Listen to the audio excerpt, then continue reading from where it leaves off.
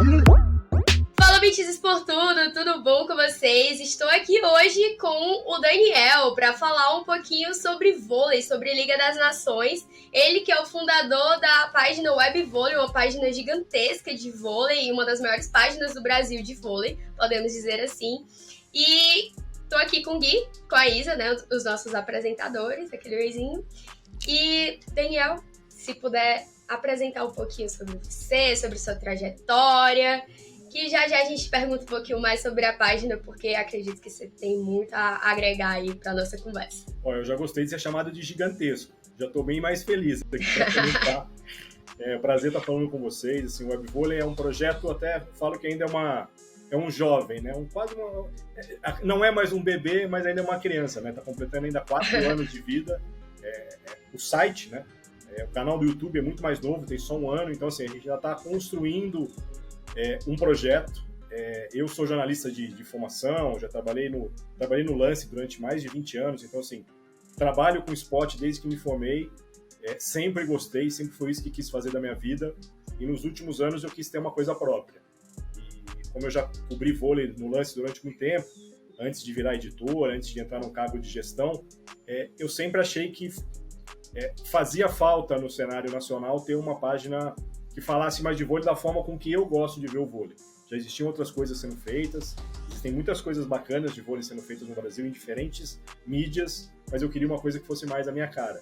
E para ajudar, eu tenho uma esposa jornalista que já jogou vôlei, então assim, a gente une o útil ao agradável aqui em casa, então assim, o Webvôlei nasceu um pouco nessa pegada de trazer algo diferente, como a gente pode fazer, entre aspas, em casa, com pessoas que já conhecem, já entendem, fica muito mais fácil. Então assim, ainda estamos, vamos dizer, naquela fase de atingir muitos objetivos que estão na cabeça, estão no papel, e agora a gente está com cada vez mais vontade de começar a tirar as ideias do papel e transformar em objetivos a curto e médio prazo. Incrível. E é aquele negócio, né? Unir o útil ao agradável, ter a visão tanto de jornalista quanto de atleta, né? A sua esposa aí trazendo uma visão de atleta, de estar dentro das quadras, um equilíbrio perfeito, e a página consegue trazer muito bem isso pra gente. Obrigado, agradeço. Assim, a Patrícia jogou no Minas, inclusive. A Patrícia fez a Que parte massa. que ela não se profissionalizou, mas jogou nas categorias de base com jogadores que passaram pela seleção, Ana Paula, Ilma. Então, a Patrícia viveu o outro lado e depois ela também foi fazer jornalismo e foi trabalhar com vôlei. Então, a Patrícia trabalhou no estado de Minas durante vários e vários anos, então ela pegou a época áurea do Minas, o masculino tricampeão, o feminino campeão, a época da PIV. Então, assim, a Patrícia viveu grandes momentos do vôlei em Minas Gerais e depois a gente começou a mudar, né? Estava falando para vocês aqui um pouco antes de começar. Estou morando em Campinas, já morei em São Paulo, a gente morou em Belo Horizonte durante um tempo, morou muito tempo no Rio de Janeiro, então assim, a gente pôde vivenciar, vamos dizer, vários centros do vôlei, né? Então isso trouxe conhecimento das pessoas, conhecimento dos projetos, fontes espalhadas em vários lugares, e hoje a gente está baseado aqui em Campinas e tenta cobrir o vôlei da maior abrangência possível, né? Porque tem vários estados, você tem campeonatos internacionais, então a gente tenta dar uma abraçada no mundo para trazer aí vários ângulos do vôlei. Incrível, incrível. A Isa, ela como fã, né, como eu falei, uma pessoa que já segue a página há um tempinho, mas eu tenho uma pergunta, vamos deixar pra Isa agora.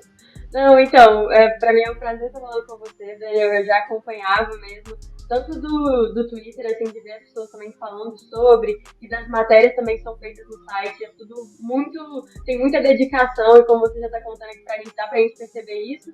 E aí você contou um pouquinho, né, como é que começou o Webvôlei, mas como é que tá funcionando hoje? Tem mais gente trabalhando com você? Como que funciona essa questão também, porque vocês colocam não só, né, do vôlei que a gente já tá acostumado, das seleções, como também da Superliga, também do vôlei de praia, como que funciona até para escolher esses nichos, o que a gente vai comentar de cada um. Eu acho que tem muita coisa, assim, que às vezes fica nesses bastidores que a gente não sabe, né? Então eu queria que você contasse um pouquinho. Então, a gente começou, como eu falei, vamos dizer, dentro de casa, né? Era basicamente eu e a Patrícia produzindo conteúdo, a gente fez isso durante uns bons 2 anos e meio, só a gente tocar. Na verdade, ali, até então, era só o site. Aí, o ano passado, antes da Olimpíada de Tóquio, eu soube que o Bruno Souza estava saindo do Sport TV E aí, assim, a gente não se conhece pessoalmente, a gente se viu pessoalmente uma vez depois de um jogo no SESI, mas eu já tinha feito 2 entrevistas com ele pro Web Vôlei, né? E aí ele falou assim, cara, ó, ainda ninguém sabe, mas o jogo tal vai ser o meu último como narrador no Sport TV. Decidi mudar de vida, tô indo embora do Brasil. Eu falei, caramba, cara, o Bruno Souza tá indo embora, né? Pô, o cara desse tem que fazer parte do meu projeto, né? E aí ele falou assim, eu falei, Bruno, eu não sei nem o que você tá indo fazer da vida, cara. Não sei que você tá indo morar em Portugal, mas assim, vamos fazer alguma coisa junto no Web Vôlei. E aí surgiu o projeto do YouTube do Web Vôlei. Eu nunca fui um cara de vídeo, então assim, nunca foi a minha praia, eu sempre fui um cara mais de texto. Eu falei, cara, pra gente começar alguma coisa de vídeo, eu preciso de alguém que entenda de vídeo. E a Patrícia, não, cara, não perde a chance, pega o Bruno, começa a fazer alguma coisa com ele. E assim começou o canal de vídeo do YouTube exatamente 1 ano e pouco atrás. A Olimpíada foi em agosto, a gente começou um pouco antes, então assim, a gente comemorou aí 1 ano de canal há pouco tempo. E aí nessa a gente viu que era um espaço também que existia uma possibilidade de crescimento bacana. A gente começou com as lives depois dos jogos, a gente fazia depois algumas lives específicas, começamos a fazer alguns vídeos temáticos, melhor jogador por cada posição, etc.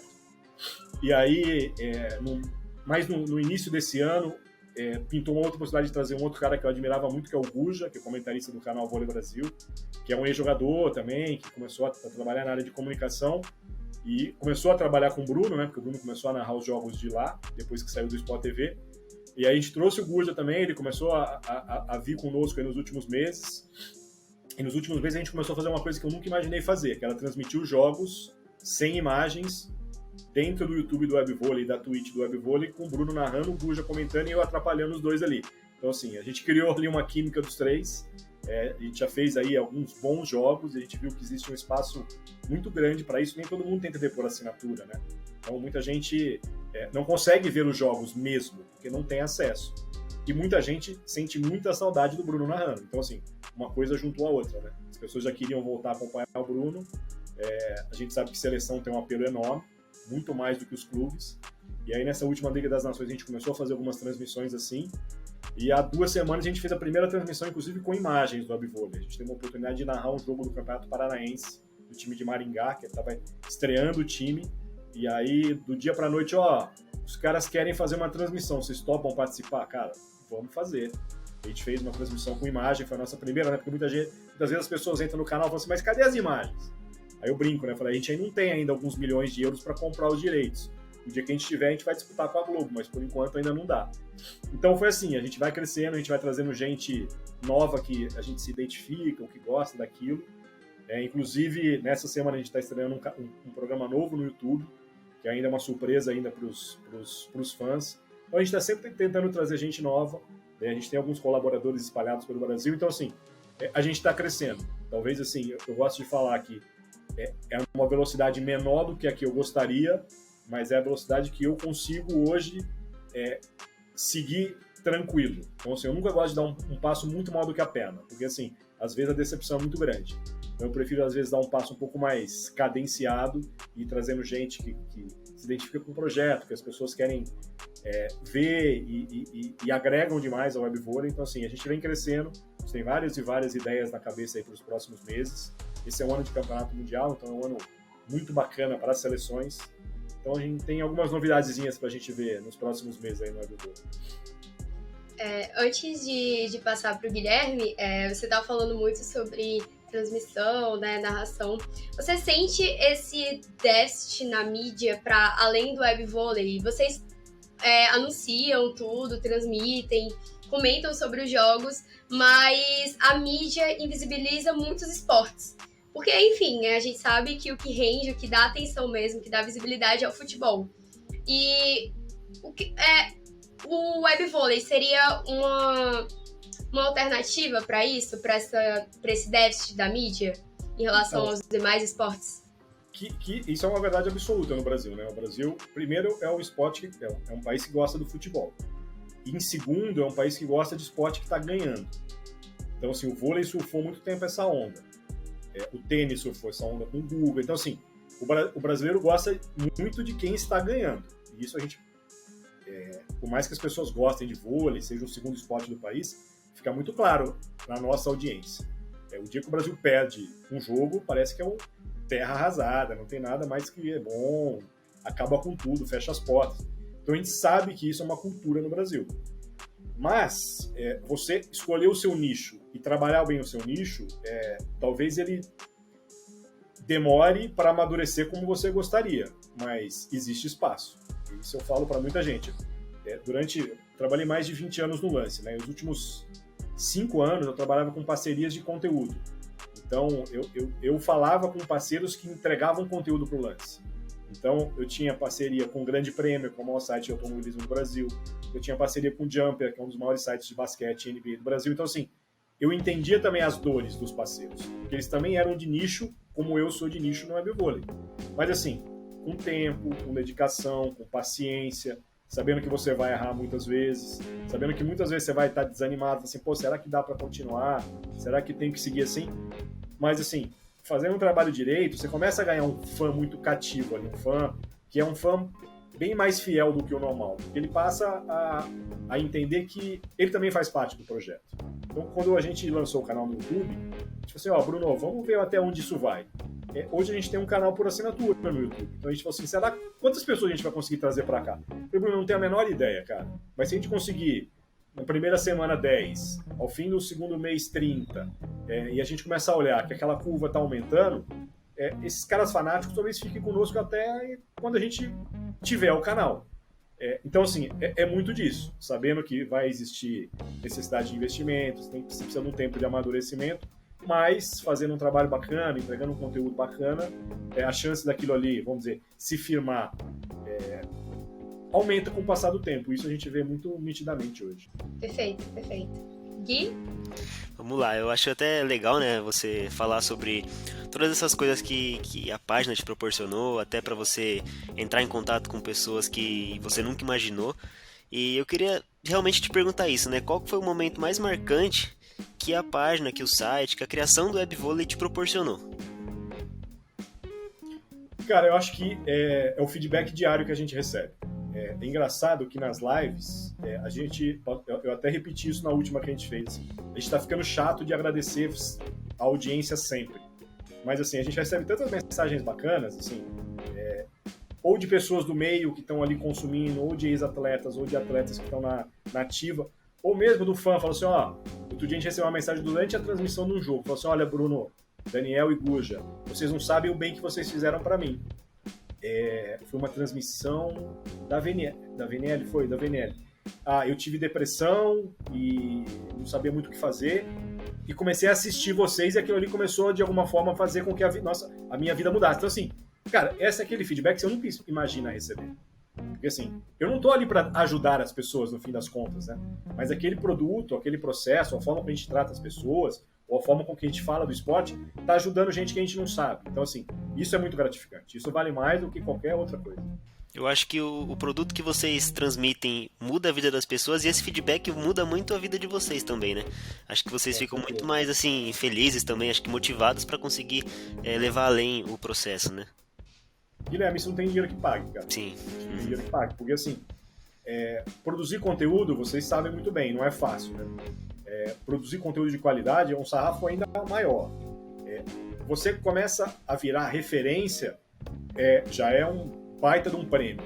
E aí quando você percebe que você está construindo isso, e do outro lado, as pessoas que você não conhece, que você nunca cruzou na vida, que você nunca sabe, se passarem aqui na minha frente agora eu não vou saber que são consumidores do webvôlei, já tem essa relação com a página. Então assim, as pessoas começam a criar uma relação que você não imagina ser possível, que é essa coisa da fidelidade, da gente abrir uma live, as pessoas não são sempre as mesmas, mas assim, as novas chegam e as antigas continuam lá.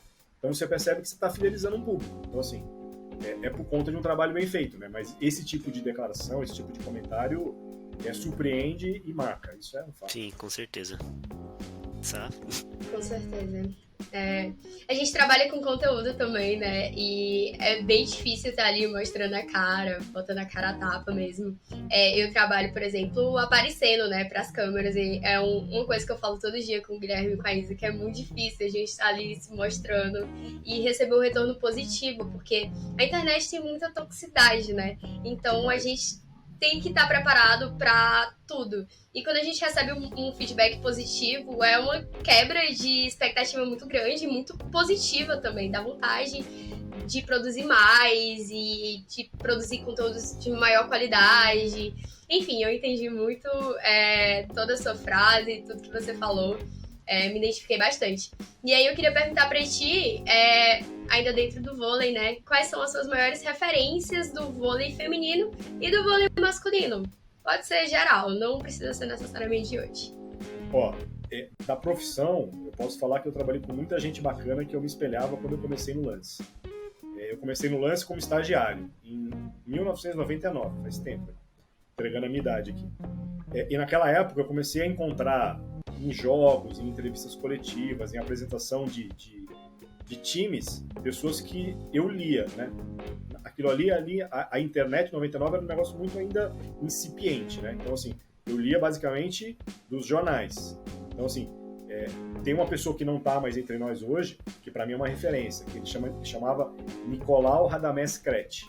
Nicolau era um jornalista do Jornal da Tarde, do Estadão, em São Paulo, e foi um cara que cobriu a geração de Barcelona, um pouco antes, mas cobriu aquela geração de Barcelona. Então, assim, escreveu um livro sobre aquele primeiro ouro olímpico do Brasil. Então, assim, era um cara que eu entrava nas entrevistas que ele dava junto, eu falava assim, amanhã é o dia que eu vou tomar um furo daqueles, porque assim, ele conhecia todo mundo, ele era respeitado, as pessoas paravam para falar sozinho com ele.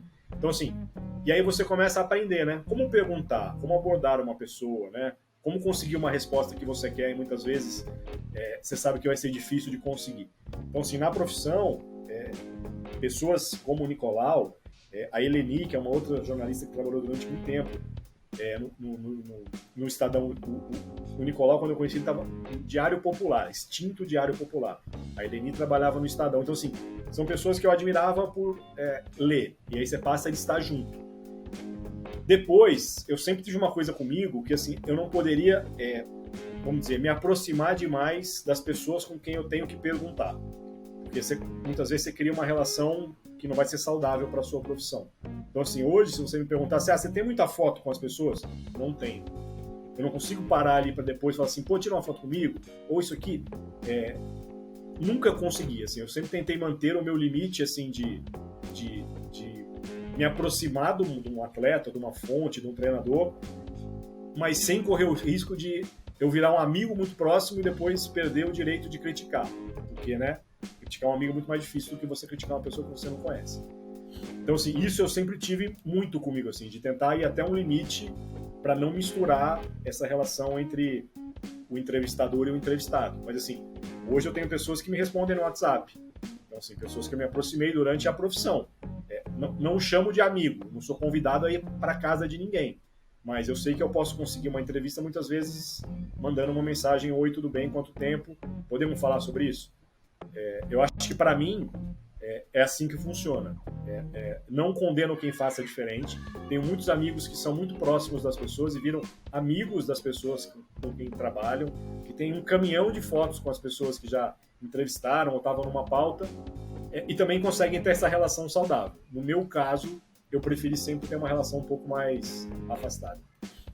Eu acho que, consequentemente, né, as pessoas se aproximam, né? Não tem, assim, você até tenta, né, manter essa distância segura, mas você, por exemplo, né, fica se tornando uma referência no universo do vôlei. As pessoas também começam a te conhecer, então acaba, né, unindo uma coisa a outra, mas o importante é isso que você falou, realmente, né, conseguir separar isso e manter um limite, mesmo que você tenha aí a pessoa no WhatsApp, que você possa trocar um oi, tudo bem.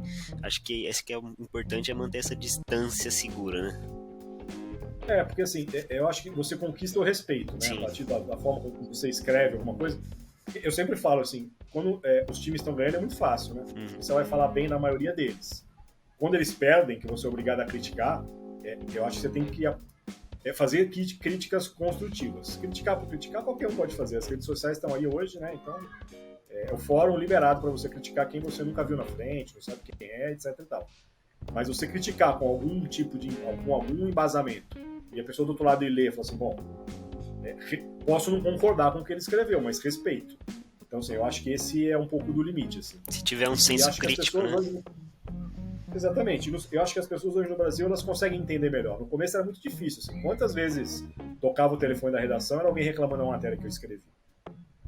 No começo, quando você é mais novo, cara, isso afeta e afeta demais. No dia seguinte, quando você tem que encontrar a mesma pessoa, você já vai com os 2 pés atrás, né? E tem gente que te intimida dessa forma. Assim. Já conheço vários. Mas é aprendizado. É aprendizado. Hoje eu teria feito até algumas coisas diferentes do meu início de carreira, mas assim, eu só sabia que eu ia ter essa casca depois de um tempo. No começo, você aprende na prática e muitas vezes aprende errando, ponto final. Perfeito. E agora a gente quer entrar na parte dos tópicos do dia, né, e falar um pouquinho sobre a Liga das Nações, tanto masculina quanto feminina. Passando um resuminho aqui, a Liga das Nações Femininas ocorreu entre os dias 13 a 17 de julho, a fase final, foi lá na Turquia, e a Liga das Nações Masculina ocorreu entre os dias 20 a 24, que ocorreu lá na Itália. O Brasil pegou uma pratinha aí na Liga das Nações Feminina e ficou em 6º no masculino. Confirma, galera? Tudo certinho? Pronto, vamos seguir. E eu queria começar pela Liga das Nações Femininas te perguntando o que essa prata que o Brasil conquistou no feminino representa para o atual momento da seleção brasileira feminina. Até então, o Brasil ainda não conquistou títulos na Liga das Nações, no vôlei feminino, mas está aí em busca, né? Tá correndo atrás e está em um momento muito bom, né? Eu acho que a maior medalha do Brasil esse ano na Liga das Nações foi a renovação tá funcionando. Mais do que a cor da medalha, e acho que o Brasil talvez nem esperasse medalha, e pelo que eu leio até da torcida brasileira, a prata foi uma prata a ser comemorada, não o ouro perdido, mas uma prata comemorada, mas o melhor de tudo foi ver jogadores que nunca tinham vestido a camisa da seleção adulta virarem titulares, vamos dizer, quase do dia para a noite, e mostrarem que o processo que o Zé Roberto tem sustentado, inclusive do próprio bolso no projeto do Barueri, já dá frutos na seleção brasileira. Então, do feminino, eu não tenho a menor dúvida de dizer que mais do que a cor da medalha, a renovação está funcionando, é o que a gente tem que comemorar e comemorar muito. E assim, Pode falar, deu um eco agora. Mas eu ia até perguntar nesse sentido, né? Como você enxerga essa renovação que o Zé tá fazendo, a confiança também, né? Que a gente tem no trabalho dele por tanto tempo, pela experiência que ele tem de colocar alguns atletas, como você citou, né? Acho que principalmente a Julia Bergman, ela trouxe ali, né, pro Brasil uma questão que a gente precisava ver. É claro que, tipo, depois teve algumas críticas também da atuação na final, mas num contexto geral foi muito bom ver a seleção. Eu também acho que eu fiquei com esse sentimento, né, de que foi uma prata pra gente comemorar, porque eu também não esperava, fiquei muito feliz disso estar acontecendo. E principalmente também eu queria saber a sua opinião, assim, de ver a Gabi também como líder desse time, vendo que, né, a gente teve muitas referências já nesse time feminino, mas que agora a gente está nessa construção desse algo novo. E o que a gente pode esperar, né, daqui para frente nesse time? Eu fiquei muito otimista com o que eu vi nesse primeiro ano de ciclo olímpico do feminino. É um ciclo olímpico mais curto, né, por conta da pandemia, a Olimpíada ter sido no ano passado. Então esse ciclo é menor e para quem tem que renovar é mais difícil, né, você renovar com menos tempo. Então assim, acho que o Brasil saiu maior do que entrou na VNL. Muito disso é fruto do trabalho abnegado do Zé Roberto. O Zé Roberto é um cara que me impressiona cada vez mais. Quando ele coloca um objetivo na cabeça, você não tira mais dele. E esse de renovação é o que ele sustenta muitas vezes sozinho, né? De novo, né? O projeto do Barueri é dele, ele criou, ele sustenta quase sozinho do próprio bolso há vários anos. E das 20 jogadoras que treinaram para a Liga das Nações, 11 passaram pelo projeto dele nos últimos anos. Os números, muitas vezes, a gente pode espremer e achar alguma interpretação diferente, mas esse é muito confirmação do quanto ele é importante. Eu acho que ele está sabendo equilibrar as peças. Quando você traz meninas muito mais novas, você precisa ter referências dentro do grupo. E ele tem uma referência no grupo hoje que é uma das maiores jogadoras do mundo, que é a Gabi. Não só dentro de quadra, mas fora de quadra. Todo mundo gosta da Gabi. Os adversários gostam da Gabi, os técnicos gostam da Gabi, a torcida gosta da Gabi. Então, assim, a Gabi é uma referência e as meninas querem ser igual a Gabi. Então isso ajuda demais no processo. Quando você tem dentro do seu grupo alguém que você espelha e fala assim, eu quero ser igual a ela em algum momento. Eu acho que esse processo do Brasil está muito bem encaminhado. Não dá para dizer quantas medalhas de ouro ele vai trazer nos próximos tempos, porque o vôlei está muito equilibrado. Tem seleções mundo afora muito boas, Itália, Estados Unidos, Sérvia, Turquia, Japão, por aí vai. Mas o Brasil está no caminho certo. Se o Brasil vai conseguir mudar a cor da medalha nas próximas competições, não dá para dizer, mas que talvez mereça, num curto prazo, ver essa prata virar ouro, eu acho que vai merecer. Aproveitando o gancho, você falou sobre as seleções, né? Seleções gigantescas. E na última vez os Estados Unidos tirou esse ouro do Brasil, né? Tirou esse gostinho do ouro do Brasil. E agora caiu para a Sérvia nas quartas de final. Eu queria saber se isso representa uma mudança das seleções que, digamos assim, são as gigantescas, são as bichonas, aquelas que a gente sabe que vai para ganhar de fato. Ou se não, foi só um deslize mesmo da seleção norte-americana? Eu acho que são as duas coisas. O time americano também está passando por um processo de renovação. Algumas das principais jogadoras saíram depois da conquista de Tóquio. E é muito difícil do dia para a noite você substituir Larsson, Hill, jogadores, a Bart, que pediu dispensa por um ano sabático. São jogadores que eram pilares de um time. Por mais que você mantenha outros pilares, em algum momento você pode sentir falta dos que saíram. E foi o que aconteceu com a seleção americana. Foi uma surpresa, sim, a Sérvia ganhar, principalmente porque a Bošković não estava jogando. Então, assim, a Sérvia com a Bošković ganhar nos Estados Unidos é normal. A Sérvia sem a Bošković ganhar nos Estados Unidos não é normal. Eu acho que para o Brasil acabou sendo uma boa, porque o Brasil acabou, vamos dizer, escapando do cruzamento com as americanas que o Brasil tem perdido com uma certa frequência.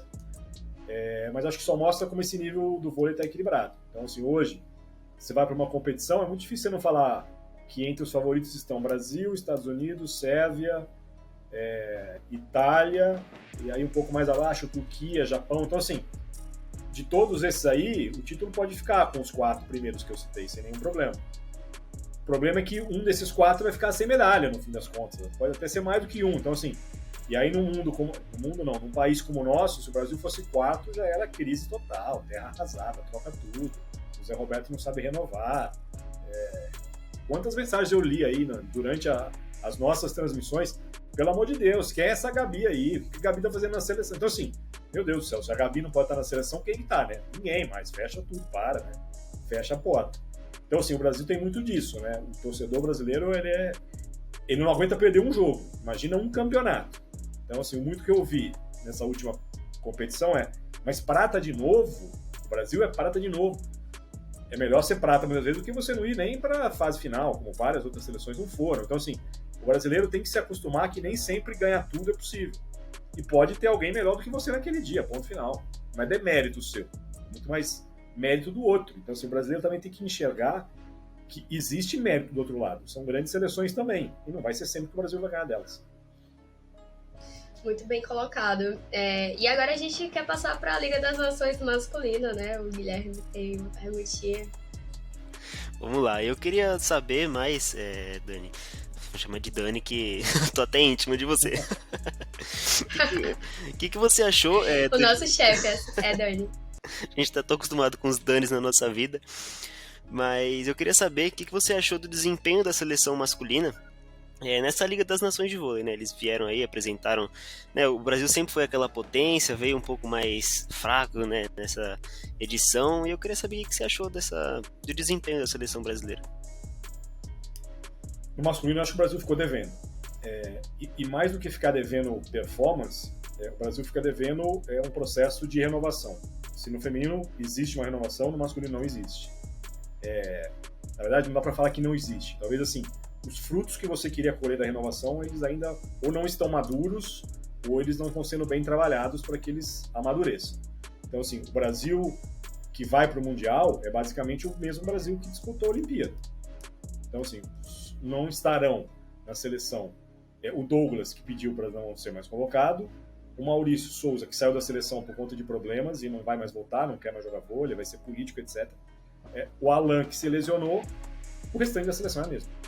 Então, assim, não existe uma renovação a curto prazo, e me parece que a médio prazo isso pode ser um problema. Porque se os jogadores que estão para fazer parte da renovação ou não estão conseguindo espaço, ou não estão conseguindo aproveitar as oportunidades, mostra que o Brasil está virando refém de alguns jogadores muito experientes que daqui a pouco não vão estar na seleção. E isso é muito preocupante. Até lembrei de uma das lives recentes, que lá atrás, quando o Bernardinho falava assim, eu tenho um time de 12 titulares. Eu sempre torci um pouco do nariz, falei, mas é um pouco de exagero, você querendo fazer um pouco de uma média com todo mundo ali. Mas você olhando gerações antigas do Brasil, o Brasil tinha já quase 12 jogadores do mesmo nível. E hoje, você tem os titulares no nível e quando você precisa dos reservas, muitas vezes o retorno não é o mesmo. E aí você fica refém de Lucarelli Leal, é preciso trazer o Wallace de volta, que estava aposentado. Então, assim, não é um bom sinal. Esses caras já se acostumaram a ganhar, eles são vencedores, eles sabem sair de situações complicadas, mas o cenário aparenta não ser dos mais otimistas para um futuro a médio prazo aí não. Bom, e também até falando nesse sentido, você acha que essa renovação também passa pelo Renan, talvez de uma saída dele, né, ali do cargo, que já deu esse tempo para a gente precisar trazer novos ares também para a seleção masculina, e até mesmo como você citou, né, acho que a renovação é o caminho para a gente voltar a ser uma grande potência?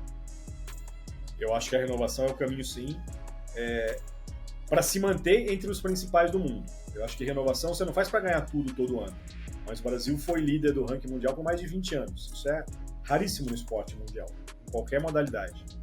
Agora, permanecer no topo é o que eles sempre falam, é muito mais difícil do que você chegar no topo, né?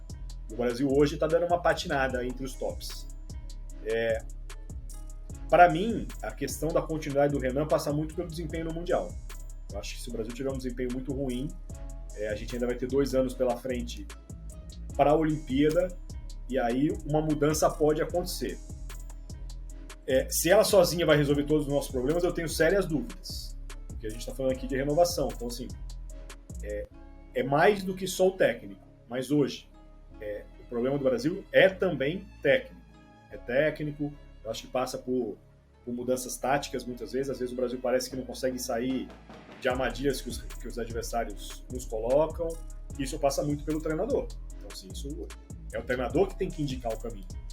E a questão da renovação também é muito da escolha dos atletas, é o dedo do treinador. O treinador fala assim, os veteranos vão comigo até a hora que eu quiser, os novos nunca vão ter espaço. Então, renovação muitas vezes tem que ter, além de um planejamento, você bater no peito e dizer, eu não estou indo ganhar o próximo Mundial. Eu vou levar 12 moleques e 2 caras mais velhos porque eu quero ver como eles funcionam. E aí, você vai para tentar fazer uma renovação. Se você for tentar ganhar tudo sempre, dificilmente você vai dar espaço para os mais novos ou os que ainda não têm tanta experiência ou rodagem internacional. E aí é uma escolha de Sofia. Muitas vezes você tem que decidir ganhar até para se manter no cargo. Então, assim, não é fácil também estar na pele dele nesse momento, mas que hoje o trabalho tem que ser criticado e contestado, isso eu não tenho a menor dúvida. Fazer a torcida entender que perder também faz parte do processo, né? Com certeza. E saber perder faz parte do processo. O Brasil, se vocês olharem o retrospecto do Brasil em disputas de medalha de bronze, é pífio. O Brasil não sabe perder semifinal. O Brasil, quando perde semifinal, entra quase derrotado no jogo seguinte. Isso não pode existir. Nenhum esporte, nenhum cenário. Você ainda está disputando uma medalha. O Brasil se abala muito quando não está disputando o lugar mais alto do pódio. Isso, para mim, é inadmissível. Então, acho que faz parte muito de saber perder também, né? Não só, vamos dizer, o público, que tem que entender muitas vezes que derrotas fazem parte dos processos, mas eles que estão lá entenderem que quando você perder no dia seguinte, você tem 24 horas ou 48 horas para dar a volta por cima. Não dá para se afogar nas mágoas e deixar aquilo ali te abater tanto, como eu já vi o Brasil muitas vezes sofrendo nesse cenário.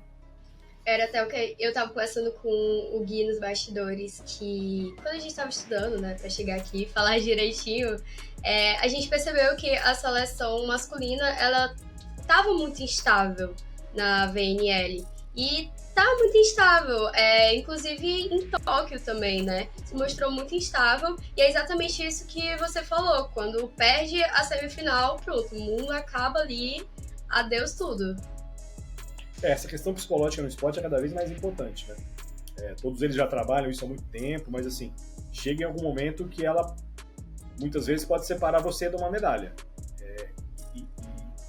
E atleta de alto rendimento, assumir que não está bem é muito raro, porque eles se cobram muito.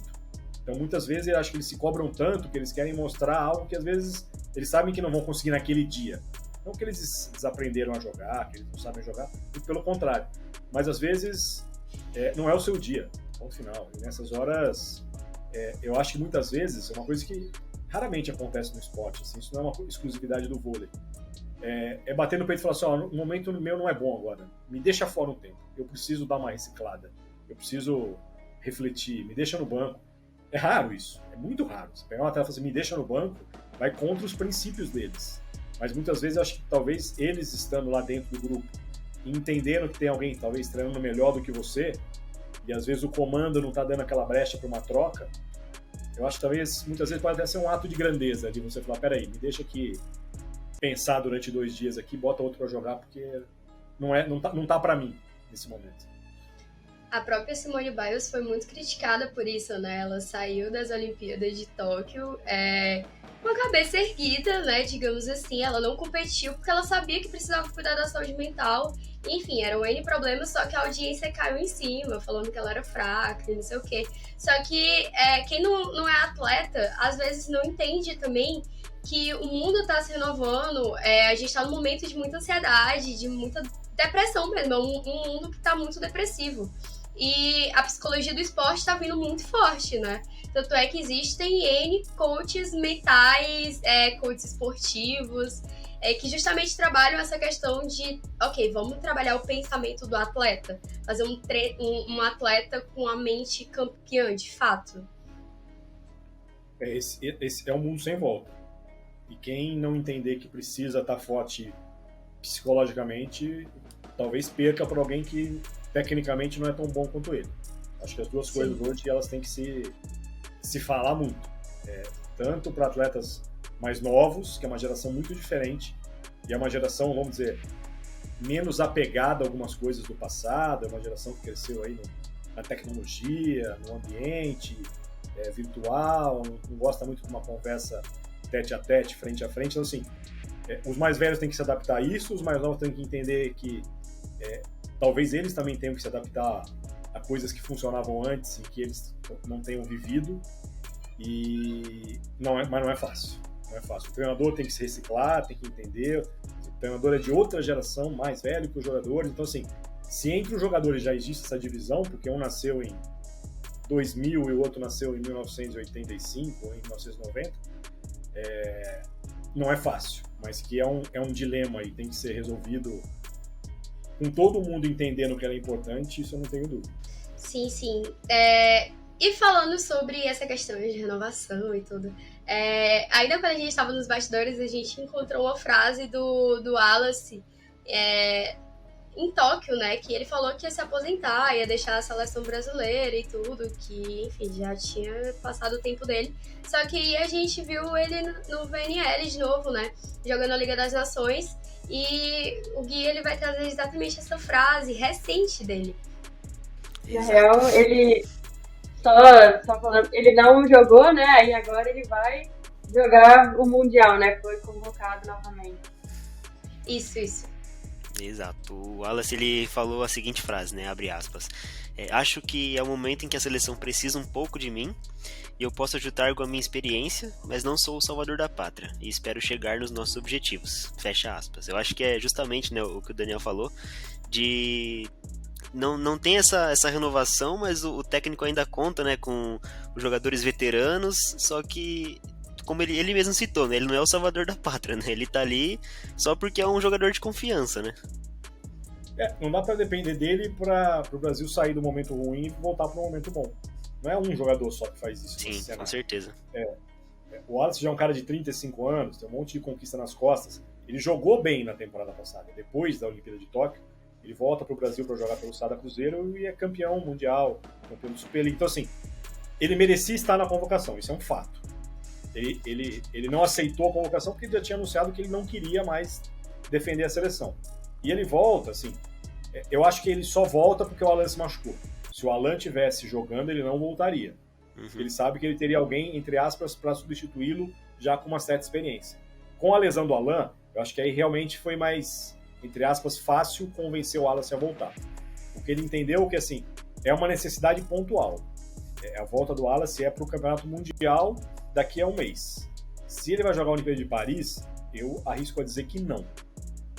Já vai ter 37, a gente não sabe como vai estar fisicamente, mas ele aceitou um chamamento quase emergencial.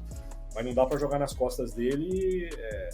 O Brasil está de volta ao pódio porque o Wallace voltou. Não dá, não é só o Wallace que vai colocar o Brasil no pódio, não. Com certeza. Mas com certeza também é um nome que durante, né, a Superliga fez muita diferença, né, para o Sada. Eu sou torcedora tanto do Cruzeiro em todos os âmbitos, assim, então eu gosto de ver ele jogar. Acho que é um jogador que faz a diferença, mas como você falou, não dá pra gente depender dele só na seleção, assim como não dá pra depender só da Gabi, né? Então acho que tem esses dois lados, assim, que a gente vai poder assistir. Eu também acho que ele não vai pra Tóquio, mas se for também, mesmo que fique um pouco mais no banco, que já entenda, né, essa questão que a gente falou, de ter um momento de ficar no banco, de ter um momento de entrar ali para um ponto decisivo, também acho que seria muito útil nesse sentido. O atleta de alto rendimento, ele muitas vezes, quem se habitua a ser titular durante muito tempo, é difícil você voltar num outro cenário, né? Que você é só mais um, né? Na cabeça deles é difícil também, eu entendo. E acho que assim, o Brasil tem um exemplo da última Olimpíada, que é a Carol Gattas, que vai jogar a primeira Olimpíada com 40 anos, que mostra para esses jogadores que têm 36, 37, que eles também podem estar lá. Aí você tem uma conjuntura de coisas, né? Você tem pessoas melhores na sua posição para tirar essa do mais experiente, vamos dizer assim, ou o seu momento, o momento do mais experiente é melhor do que dos mais novos. Você tem várias coisas ali que pesam no momento desse. Hoje o Wallace está jogando tão bem quanto todos os outros opostos do Brasil. Então, assim, ele estar na seleção não é uma doideira, que loucura, o Wallace de volta, já tem 35 anos, não merece. Ele merece estar ali. Ele só não queria estar mais ali. E tinha pessoas para ocupar a vaga dele que ele julgava competente o suficiente para suprir a ausência dele. Quando o Alan se machuca, o cenário muda. Então, o substituto passa a ser um irmão dele, o da Alan, que é muito inexperiente nesse nível de seleção, e o Wallace começa a receber telefonema de todo mundo. Volta, se o time precisa de você. Aí é difícil você falar não, né?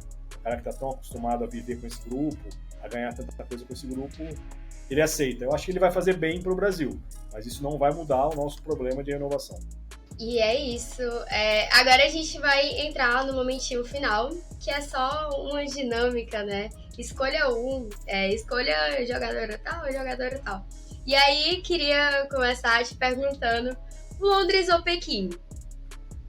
Eu escolho o Pequim porque eu tava lá, trabalhei na Olimpíada de Pequim, então assim, eu vi de perto a conquista do Brasil do feminino, então para mim, Pequim tem um lugar especial aqui no meu coração.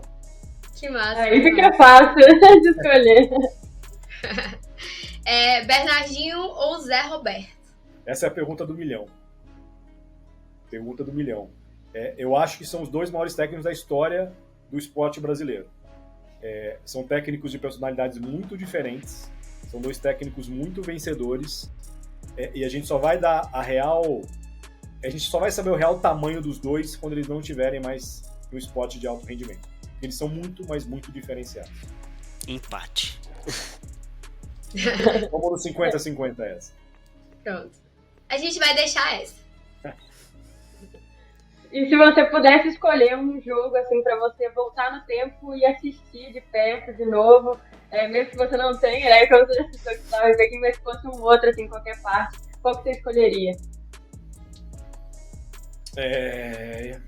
Eu acho que a final de Barcelona, 92. Porque ali o vôlei, ele não era o vôlei que a gente conhece hoje, né? O vôlei não tinha conquista, o vôlei não tinha tantos fãs, o vôlei não tinha tantos patrocinadores, e aquilo ali mudou a história do vôlei brasileiro. Então, por mais que exista um mérito muito grande da geração de prata, 84, etc., a mudança vem em 92. Então, assim, gostaria de ter estado em Barcelona, mas era uma criança, não tinha como estar ali trabalhando. A próxima, Fegaray ou Natália? Fegaray. Acho mais completa. Direta e reta. Certo, agora as duas últimas para fechar. Dentre os rivais do Brasil masculino, França ou Polônia? Pode parecer estranho, mas eu prefiro enfrentar a França. Acho que a França é mais suscetível a instabilidades. Acho que o conjunto da Polônia é melhor. A França tem individualmente jogadores mais talentosos, mas se eu tiver que escolher um numa fase final, eu prefiro escolher a França. Ainda mais que o Mundial vai ser na Polônia, então eles vão jogar em casa, afinal, eu deixo eles perderem antes. Tá certo. E dentre os rivais do feminino, Rússia ou Estados Unidos? Eu participei do podcast do Nauber no começo do ano. A gente não sabia ainda o que ia acontecer com a Rússia, até porque não estava acontecendo a maldita guerra lá com a Ucrânia. E a gravação do podcast era assim: vamos fazer exercício de futurologia para o Mundial.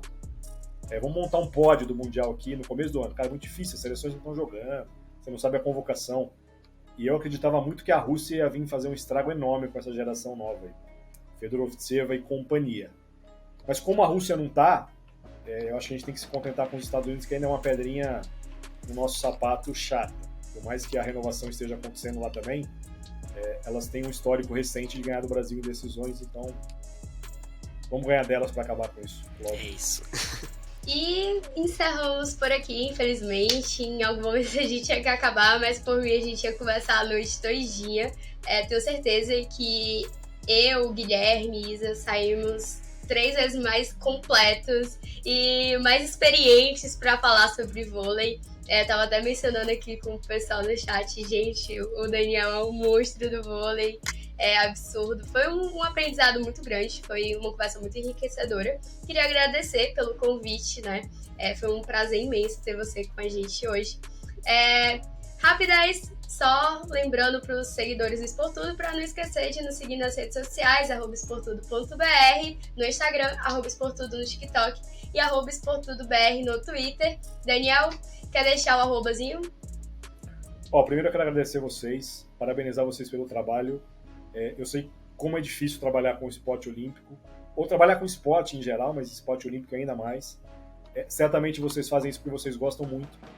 E tenham certeza que, assim, a dedicação, o suor, o esforço que vocês estão dedicando agora, certamente vocês vão colher frutos a curtíssimo e médio prazo. Isso eu tenho absoluta convicção. Não desistam dos seus sonhos, né? Eu ouvi isso ontem. Gravei com Alisson Mamute, uma entrevista que foi pro ar hoje no canal do YouTube do Webvôlei, e ele termina a entrevista comigo falando isso, né? Não desista dos seus sonhos. Acho que isso serve pra gente na nossa profissão, serve pra gente em casa, serve para atleta, serve para todo mundo. Então, assim, continuem perseguindo de vocês. Agradeço demais por estar aqui. Certamente a gente teria assunto para muito mais tempo. Quando quiserem bater um papo de novo, já tem os meus contatos. A gente consegue um espaço para vocês. E para quem ainda não conhece o Webvôlei está em quase todas as redes sociais. Twitter, Instagram, está no Facebook, está no canal no YouTube, está na Twitch. Se vocês não acharem como Webvôlei, é site Webvôlei, das duas uma. E vai ser sempre um prazer falar de esporte, falar de vôlei e bater um papo de alto nível como foi esse com vocês. Obrigado pelo convite. Obrigada demais, Daniel. Meu user, @Sabrina Araújo. Gui, Isa. Pode falar, Isa. O meu é Isabela Damas. E o meu é G_Baez_. Prometo que vou mudar. Já tô aí há uns dias falando que vou mudar. O Guilherme sempre fica por último, quando ele é gigante. Pode falar, Gui. É difícil. Não, só agradecer também, Daniel. Obrigado aí por bater esse papo com a gente, trocar essa resenha. E tá aberto aí para as próximas conversas também, com certeza. Eu também, principalmente, acompanho. Eu só quero desejar sucesso para vocês lá também no Webvôlei. Continuem fazendo o que vocês já fazem, que é muito bom e com certeza só vai vir mais coisa boa por aí. É um trabalho muito lindo. Obrigado de verdade. Quando eu fui convidar o Daniel, eu falei horrores, né? A gente acompanha muito o trabalho de vocês, a gente admira muito, a gente quer muito essa conversa, precisamos ter essa conversa em algum momento. E fico feliz que vocês tenham topado.